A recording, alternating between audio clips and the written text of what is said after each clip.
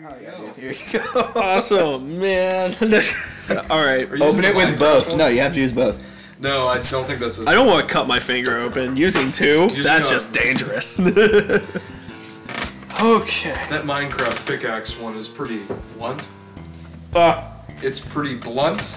It's pretty blunt? Yeah. Thanks, Mike. Yeah, we're doing a joint account. Okay. There's some paperwork. Wait, are we recording right now? Go. No, yeah, we're recording. Are we? Yeah. Seriously? Yeah. Oh, f***. Alright. That was funny. Without further ado, welcome to side 2. Dude, that rhymed. Well, I'm a poet and I wasn't aware of it. Yep. Alright, should we jump right into this one? I think so. I think that would be for the best. Start it, or Let's do this. Someone go start the record. Yeah, that's what we... Oh, dude. Mike, go start the record! No. Okay, guys. We all flip Remember it, what yeah. we talked about. We talk about jack shit. Talked about... Not interrupting one. People responsible. Wait. You're not my mom! Alright, hi mom. Okay, Mike, so we're starting this in 3, 2, 1. And boom. Ready? Yeah. Yeah, you did. Yeah, we're good. Do you not hear the... They're like, oops. This is one of their most funkiest songs they've come up with, I think. Yeah. I think it's their crowning achievement of blues rock. And it's funny because this is the one song Roger Waters hates. Well, Really? Because it wasn't him singing. They got some guy in the studio, I forget who it is, I'm sorry, to sing Wish You Were Here, and he made it satirical. As you can hear by his singing tone, like while he's singing all the different lyrics, it's totally satirical, and that's not what Waters wanted. He wanted it serious. Here. The song's lead vocals were I guess, performed by Roy Harper. Okay. And Waters and Gilmore sang the songs on separate takes and sang it as a duet, and were unhappy with any of those results, so they just went with the Roy Harper one. Okay. And, Yeah. honestly, it doesn't really say who that is, so well, I'm not sure. I thought it was a friend of the band's. I know he was a musician. The only of some Roy sort. Harper I know is the Green Arrow's sidekick, so little nerd tidbit there. Yep. Roy Harper was recording his own album in another EMI studio at the time. He's a mate of mine, and we thought he could probably do a job on it. Quote Roger Waters in 1975. Well, I absolutely love his voice on it. When I was a little kid, I actually thought it was a very hoarse Gilmore, because Gilmore has that hoarseness in the vocals as well. I can see why you would think that. Yeah. But, you know, it's, This Roy dude. yeah. It's, Oh wait, here comes the line. Oh, and by the way, which one's pink? Oh, that's such a. I want to know if that was an actual story. If somebody actually said to the band, said that they did. Yep. Okay, like Snyder talked about it once. I remember mentioning. Snyder, I was not in his class. I had to do all the research outside. Oh, great class, man. Sorry, they took a class I didn't take, and they learned so much about some of these albums that. We didn't do Wish You Were Here. We did Dark Side, but the pink comment kind of came up. Yeah. Oh, yeah. Well, of course. It's hard not to talk about that. Yeah. Especially when he teaches music industry class. I just I wish I would have known when in their career were they asked that. Was it like early on with Sid, or was it? I'd assume it was early on. Yeah. Because it's, I mean, this song is about a band who has nothing at the moment, and someone who's promising them everything. So it makes sense that it's when they were very early on. And you, of course, can check this for me if you feel inclined. But I'd say early. I'd say early Pink Floyd. Just postulating. I would probably say that too. I don't know. Do you think it was, someone of more success who's like, oh, and who's Pink, or some fan that was? Well, they're taking the idea of there's a band, but there's the one rock star in the band that For me, I think, so it's kind of like the record producer pulling him aside, like kind of wanting to pull him aside, and he's going to be like, hey, you're better than these guys, just do this. And it'll make more money rather than have him stick with the full band. I mean, honestly, up through the 40s, 50s, 60s, a lot of main bands were just, a good portion were solo artists, as is today, with a backing band. Yeah, and, exactly. We started getting the prevalency of groups themselves being more popular than the single member. Yeah. So I can understand that, and I can understand them looking down upon that old-fashioned idea. As they saw it. Yeah. It's better to sell, I love this guitar solo too. It's just another one of Gilmour's many great guitar solos. This is where I think the whole funk aspect that Pat was talking about. You were like, oh, I think it's one of their funkiest. And then Mike sort of said what I was thinking, which is I think this is their bluesiest. Like, even if you go back to Gnome and some of their weird old Piper at the Gates of Dawn shit, when they would get folksy and bluesy, they did it. But the funk aspect, in my mind, is all in this guitar. Well, that opening to that bass line too is just so it's great. Heavy. Yeah. It's not heavy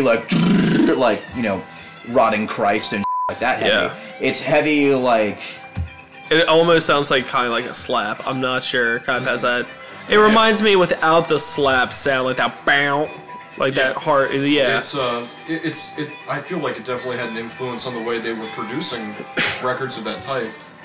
Here we go for the suction. Oh, I love that. Good timing on that. And I never get it right. This is something that I'd actually like to point out that would be different between the actual vinyl record of this and any CD that you guys might have. Yeah. Because of the way that they produce CDs and the mastering process, they use a brick wall limiter to make everything as loud as possible. So what it essentially does is the quietest sounds are brought up to meet the level of the loudest sounds. So if you listen to this on CD, the suction it just sounds like a sucking noise. When you listen to it on the record, it feels like the whole record disappears. Yeah. And it has this huge emptiness that it leaves you with. But it's very satisfying. Very satisfying. And it's stereotypical to say, but this is one of my favorite tunes off the album. I just thought about that, actually. Because that sucking sound and record and everything jumping away and this emptiness that you're left with leads right into Wish You Were Here. Exactly. And what they do is they start the guitar using the same filter that they did for the radio section and the radio sounds. You can hear crackle in it, It's the exact same tone as the very end fade out. And only right now, a couple seconds ago, when the acoustic comes in, the volume jumps. It's so much louder than the other guitar because the other guitar is on the radio and the other one is in the room. Quotations around the word room. Right. It's actually interesting, framework for a song. Sorry, Pat. It's okay. I was just gonna say, for me, this intro with the guitar and everything, I love how it sounds whenever you're listening to it. It makes it sound like you're listening to, I don't want to say an old car radio at times, but a really soft, older, maybe a 50s radio at one point, with all the crackles and everything too, but it's just how, I don't know, it's soft, it's in the background, and then that makes Gilmour's voice, whenever he comes in with, whenever he actually starts singing, it's just so, it's so bold. Right. When it does, even though it's still a relatively softer song compared to everything else. Can we talk about his voice for a second? Nope. Yeah, sure. Okay. Apparently we're not. But yes. Now, Pink Floyd, I feel that a lot of people view them when they think of describing their sound to somebody. You say, oh, they're airy, they're spacey, a lot of reverb everywhere, proggy. Yeah. This song, I think the processing is very small. It's like a Bob Dylan record. Right. Something you'd hear off of that. His voice is very dry, the guitar is very dry, everything is very dry. And that felt very unlike them, especially their earlier stuff in Dark Side. And it's such a stark contrast to what they used to do. I just love the meaning of the song. It's just lyrically, it's beautiful. You can't... The phrase "Wish You're Here" speaks for itself through the whole... I feel through the whole album. The ones that actually, are not about direct towards the music industry. This is why they made the title what it is. Because this sums up part 1, part 2, and Wish You Were Here. You the Crazy Diamond part 1, 2, and then this. Yeah.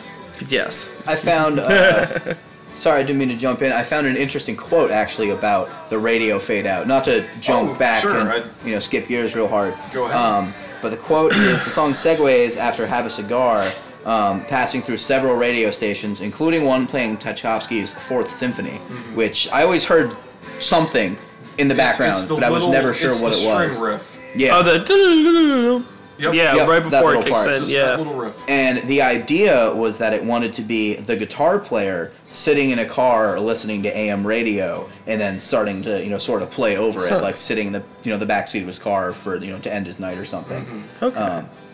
Yeah, and it was the radio that they recorded was actually from Gilmore's car radio. Really? They brought a microphone out. That's unless they're lying in their interview. I mean, instead of using a radio filter, by the way, this is the analog world, ladies and gentlemen, back here. If you want it to sound like a radio, record it through a radio. All right, smart ass. Nerd. I mean, I'm just saying. No. Yeah, you're right. Record it through a car radio. This we is have also multi-million selling proof that works. Yeah. So, on infamous or famous guitar riffs, what do you think? Do you rank this guitar riff for you pretty high? I love this acoustic. It's simple. It's simplistic. Yeah, very simple. I have limited guitar skills, and even I can play this. It's just on the blues scale. People in my class would sit and warm up right before class started. A couple guys would sit and jam on "Wish You Were Here," and like a prick, I would sit there and just start shredding in G over it just to show off. Just because he can. Just because he can. Just because I'm an asshole. That's why. Shout out to my class. Probably not listening to this. Probably. Thank God. But if you are, thank you. You're welcome. Now we have this wind. This is the transition. Part that reminds me the most of my favorite Floyd record, Metal, because not only because of Echoes, but definitely because of Echoes, but because of Seamus and Topaz and Pillar of Winds. There's this just weird sort of constant windy, dry, airy desert feel. They never really lost it either. It was just a different. I don't know. I think it changed. Just they kept. They did it through all their records up until Waters really left, I would say. The just sort of constant background sound that just flows through the whole album. Yeah. Now, may I actually make a slightly different comparison? Okay. When I listen to Metal, I actually think of an ocean rather than a desert. Really? Okay. Because of the line, "Overhead the albatross hangs motionless upon the air." I think of them lost at sea. Especially during Echoes. Yeah. And just this bird, their ship is following the bird or vice versa and keeping them kind of... But when I hear the wind in that album, that's what I hear the sea wind, I guess. See, it's weird. When I hear Albatross, I would always think Iron Maiden's Rime of the Ancient Mariner. Because of the old story, Rime of the Ancient Mariner and whatnot, which I love. And it's nerdy, the whatever. albatross which brings good luck. Yeah, right? Water, water everywhere, and all the boards did shrink. Water, water everywhere, and there ain't a drop to drink. Old school. It's really... I'm sorry, I didn't mean to interrupt. No, we need to get back to Shine On.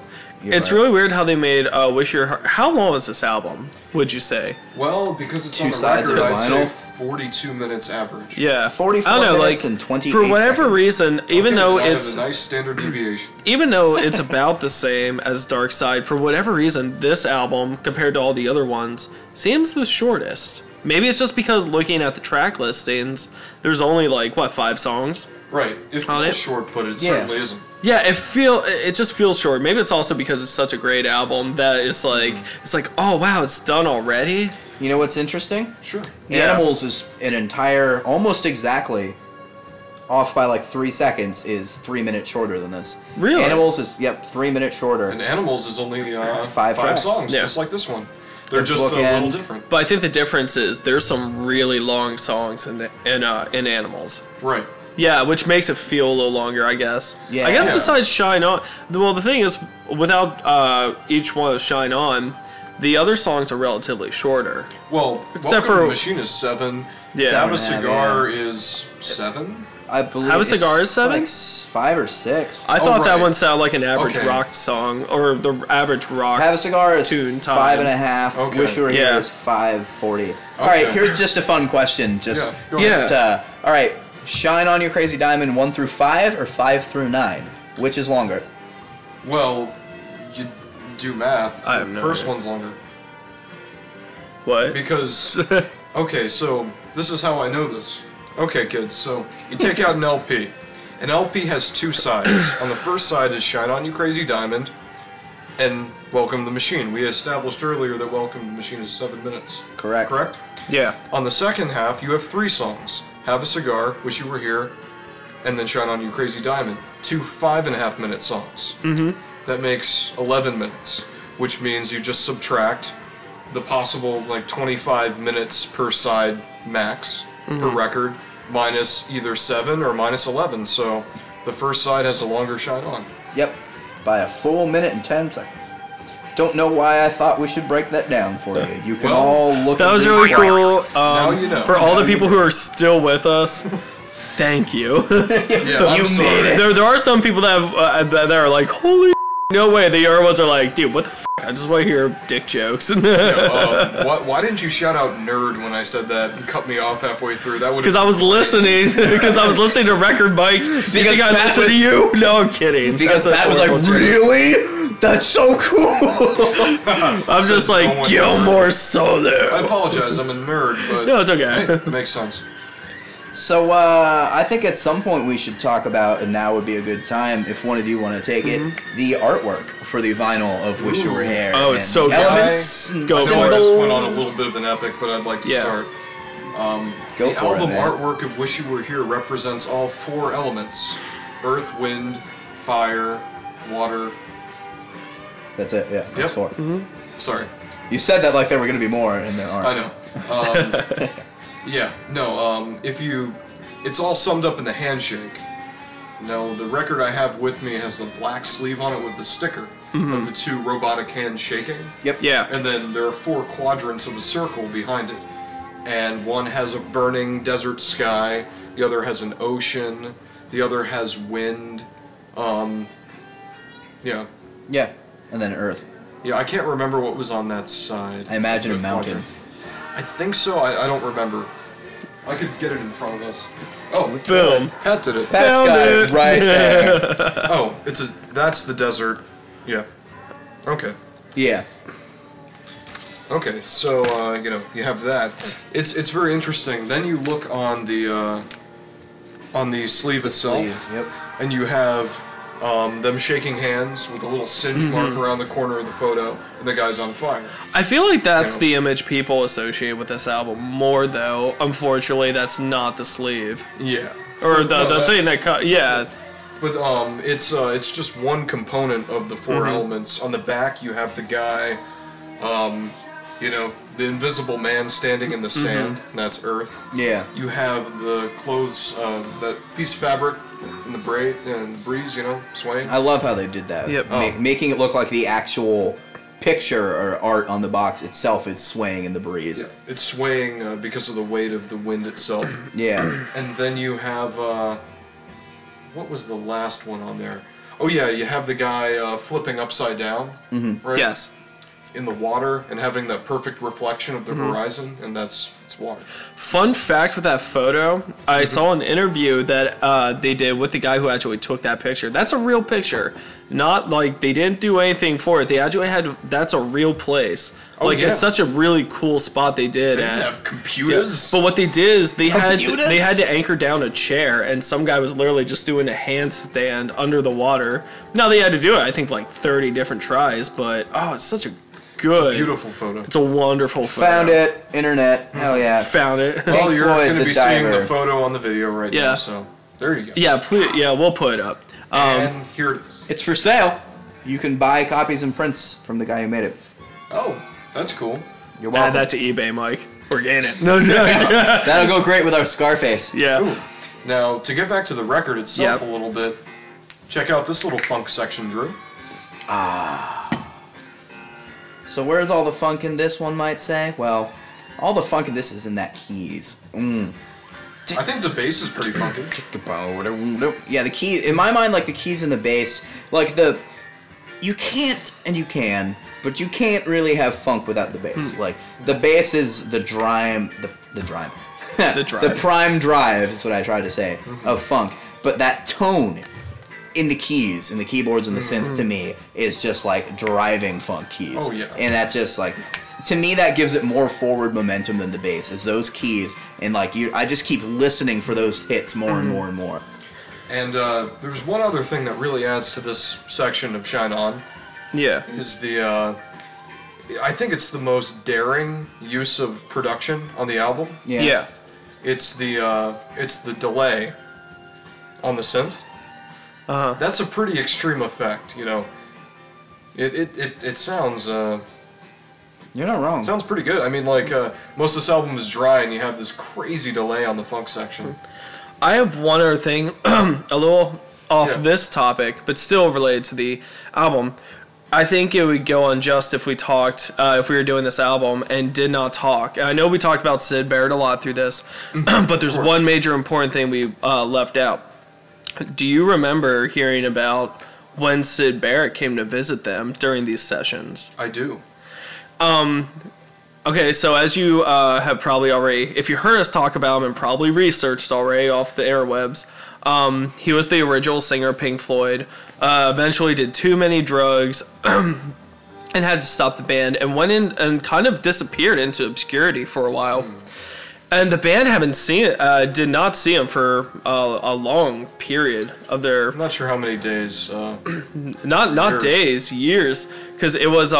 he was only on Pipers at the Gates of Dawn, and then after that, there was all this other music they made between Dark Side. Fact check this, but they brought Gilmore on during Piper at the Gates of Dawn because of, because they realized they needed another guitarist. Yeah. But they didn't see this guy for years, and it's their so they just had their breakout record, Dark Side of the Moon. These guys are known everywhere by now.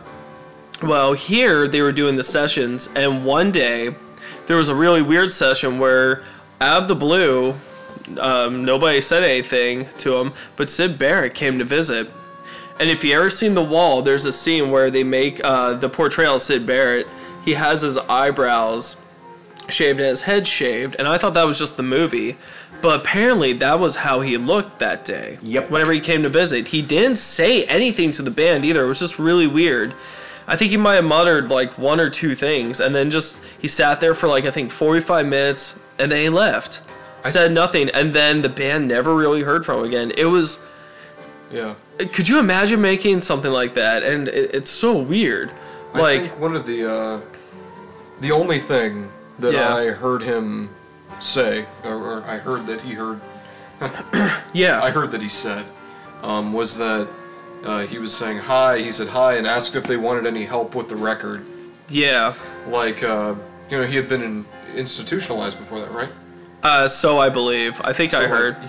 I assume, like, he got out and just went to his band and said, hey, you need any help with the record? And, like, he's just gone. And yeah, he was really gone, and I think they even said, like, they were able to see it in him. Like, there's a picture you can find of him, and he just looks... Yeah. He doesn't look human. It's weird. It's like he lost all sense of humanity. There's nothing behind you can see his it. eyes. Yes. The two thoughts. Upon that, the picture, they actually have it online. I was looking at it before. I'm on a different page. I was fact-checking for you, and I got it, which is part two. Okay. But the picture of Syd Barrett is weird, and something Pat mentioned to me in between recordings of Side A and Side B, it definitely applies, is that in the movie he looks skinny, like drug skinny. Yeah. But the picture of him, he's actually very overweight. Like he has no hair on him at all, and he just looks dazed and out, and his veins are sort of bulging, and like it's gross, and he just looks bad. Yeah. And second thought is, yes, you were mostly right. They brought Gilmore in at the end. Piper was done, and they were touring for Piper, and that's when they started to have serious problems with Syd Barrett. So they brought Gilmore in to occasionally to cover for him and sort of double things live, so that if Barrett was, according to the interviews, it says more often than not he was out of his mind and couldn't perform and whatnot. So Gilmore covered, and then they started to record Saucer Full of Secrets right after Piper was done. and Sid was there for the beginning of the process, and then they were touring, and when they came back to finish, Sid was completely gone, and they finished everything up with Gilmour. Yeah. Well, that's what I heard. I heard that initially. You don't have to fact check this, but like Sid was just like during concerts would just stop playing. Yeah, and they needed somebody to like. They needed somebody jump constant. out and do it, you know, if they needed to. The only original Barrett song on Cypher, Saucer Full of Secrets, was Jug Band Blues. Everything else was without Sid Barrett. Interesting. That is interesting. I didn't know that. And well, as we know now, the record has ended. So all I can say for my I guess last words on the album was as kind of for a record that's an ode to somebody, best record hands down. I'm going to say it. It's a perfect record with a great meaning, great story behind it, which really makes this record, which is why we wanted to do this record in the first place, because we like it for so many different reasons. There's a lot of character with this album. Not saying Dark Side and our stuff wasn't, but I don't know, there was a lot of tension in the band and stuff, and I don't know, you can just hear it through this album, so that's why this is such a great album. I feel this album was focused to almost like a pinpoint. Yes. You know, it has half the track number of Dark Side, and it's just very focused in everything it does, and honestly, I think something that I've been thinking about this while we've been listening to it is that after all the success, the money, after everything, the only thing the band really wanted, felt deserved the title of the album, was how they just wished he was there. Exactly. I think that's pretty powerful, and I think that's why it always draws me. I'm with you on that. I love Wish You Were Here. It's a fantastic record, start to finish. But for some reason, man, metal. I'm sorry. You keep coming back to it. I know, but I'm sorry. Hey man, but there's something about metal, and it's the record that confirmed Gilmour was right for Pink Floyd, and that they're really heading in the right direction. And Adam Heartmother Suite was pretty cool for a long, thought out song and whatnot. But that album, let's face it, is absolutely nothing compared to, If and Fat Old Son are great songs, but the rest of the record's kind of garbage. I'm sorry. Okay, on that note, congratulations. You have now listened to Wish You Were Here. Yay! All right, well, that's us fucking talking. All right, well, that's all we have time for, guys. Stay tuned to see what our next record will be. I'm sure it will be something quite different. Thank you. Have a great night. Peace. And also with you. Amen.